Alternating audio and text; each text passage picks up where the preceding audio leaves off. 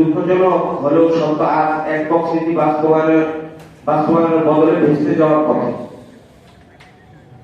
কেন একক নীতি বাধাগ্রস্ত নয়? এর প্রধান কারণ হলো একক পরিস্থিতিতে সর্বশেষ যুক্ত একসময় ইসলামী রাজনীতিতে বিশ্বাসী, বর্তমান লিবারেল ডেমোক্রেসিতে বিশ্বাসী দল বাংলাদেশ জামাতে ইসলামী।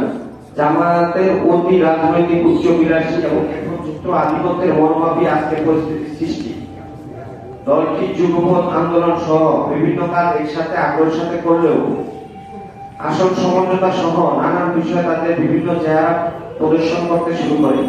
সমঝোতার নামে একতরফা সত্য চাপানো, আসল বন্টনে নিজেদের দলীয় প্রাপ্তিকে অধিক প্রাধান্য দেয়া, ইসলামী আন্দোলন সহ অন্যান্য দলগুলোকে সমমর্যাদার শরীর না ভেবে অধস্তন হিসাবে দেখার চেষ্টা করা, যা ঐক্যের পরিপন্থী। সময় নিয়ে তাল বাহানা, সিদ্ধান্তের টেবিলে উপেক্ষা, নামমাত্র কয়েকটি আসন তাও ইচ্ছাকৃত ভাবে অন্যদের সাথে সংঘাতে জড়ানো, মিডিয়ার পরিকল্পিতভাবে মিথ্যা অপপ্রচার, এনসিপি সহ কয়েকটি দলের সাথে গোপন বৈঠক, বিএনপির সাথে জাতীয় সরকার গঠনের ঘোষণা, এমনকি ভারতের সাথে গোপন বৈঠকের খবরও প্রকাশ পেল।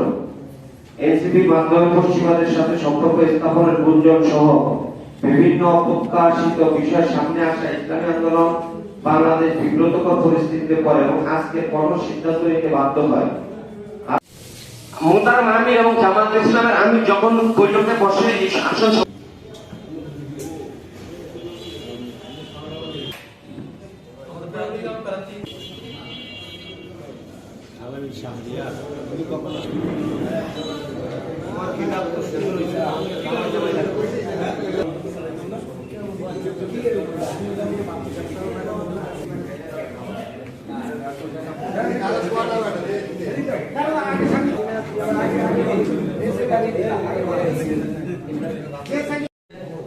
আমাদের ভোলা এক আসনের বিশেষ